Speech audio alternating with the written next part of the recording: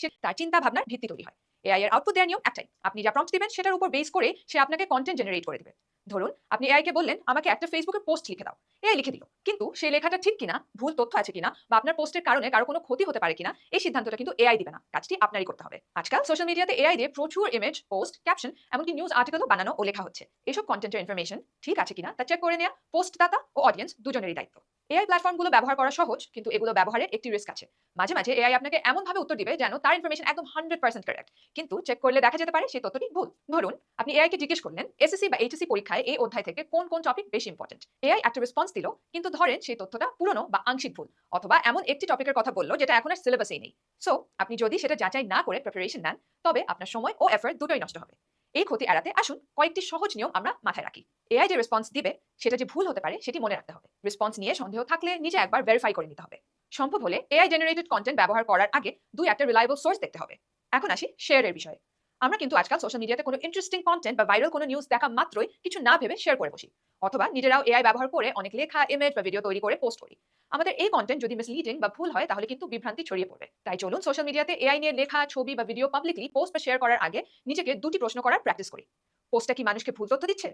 এটা কি কারো ক্ষতি করতে পারে নাকি? ধরুন এআই ইউজ করে কোনো ছবি বানালেন যেখানে বাংলাদেশের একজন পাবলিক ফিগার বা পরিচিত মুখ আছেন। হতে পারে তিনি কোনো অ্যাক্টর বা কোনো রাজনীতিবিদ। তাকে নিয়ে তৈরি ছবিটি হয়তো এমন কোনো বিষয়ের উপর যেটা নীতিগতভাবে সঠিক নয়। সেক্ষেত্রে এটা যে এআই জেনারেটেড সেটা যদি আপনি সবাইকে না জানান তাহলে বিভ্রান্তি সৃষ্টি হবে। বাংলাদেশে ফেক ছবি বা ফেক বক্তব্য ভাইরাল হয়ে যাওয়ার উদাহরণ আমরা সবাই দেখেছি। সো বেটার এটাই যে এই ধরনের মিথ্যা তথ্য বা কন্টেন্ট জেনারেট না করাই ভালো। আমরা তাই এআই জেনারেটেড কন্টেন্ট পোস্ট বা শেয়ার করার সময় এআই দিয়ে বানানো হলে সেটা মেনশন করব, কন্টেন্টটি সঠিক কিনা সেটা নিশ্চিত না হলে শেয়ার করব না। ভুল বা ফেক কন্টেন্ট পোস্ট বা শেয়ার করা নিয়ে সচেতন হব। এআই জেনারেটেড কন্টেন্ট ব্যবহার করার সময় আরেকটা বড় স্কিল আমাদের দরকার, সেটা হচ্ছে ডিজিটাল জাজমেন্ট। মানে কখন এআই ব্যবহার করব আর কখন নিজে ভেবে সিদ্ধান্ত নিব, এই সেন্সটি থাকা জরুরি। আর যে বিষয়ে খেয়াল রাখা গুরুত্বপূর্ণ, নিজের ব্যক্তিগত বা অফিসের সেন্সিটিভ কোনো তথ্য এআই প্ল্যাটফর্মে না দেয়া, অপরিচিত কোনো এআই প্ল্যাটফর্মে কোনো ইনফরমেশন শেয়ার না করা। মনে রাখতে হবে এআই আমাদের ডিসিশন ইমপ্রুভ করতে সাহায্য করতে পারে, কিন্তু শেষ পর্যন্ত ডিসিশনটি আমাদের নিজেদেরই নেওয়া উচিত। আমরা আমাদের এই লেসনের শেষ প্রান্তে চলে এসেছি। চলুন আবার খুব সংক্ষেপে পুরো লেসনের মূল কথাগুলো মনে করে নিই। এআই টুলগুলো পাওয়ারফুল, কিন্তু এদের সঠিক ব্যবহার আমাদেরই দায়িত্ব। এআই এর আউটপুট সব সময় সঠিক হিসেবে মেনে নেওয়া যাবে না। এআই জেনারেটেড তথ্য যাচাই করে নেওয়া আমাদেরই দায়িত্ব।